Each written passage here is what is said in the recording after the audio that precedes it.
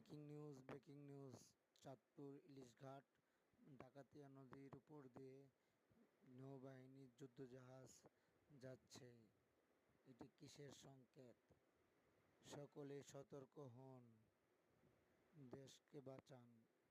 দেশকে একটি দুর্যোগের মুখে নিয়ে যাচ্ছে, সাবধান সকলেই। আসসালামু আলাইকুম। Breaking news. চাঁদপুর ইলিশঘাট ডাকাতিয়া নদীর উপরে নৌবাহিনীর যুদ্ধজাহাজ। এটি কিসের বার্তা? দেশের ভিতরে নৌবাহিনীর যুদ্ধজাহাজ ঘোরাঘুরি করছে, সকলকে সাবধান করে দেন। এটি হলো চাঁদপুরে ইলিশঘাট সংলগ্ন ডাকাতিয়া নদীর উপরে। সাবধান, সকলকে সাবধান করে দিন।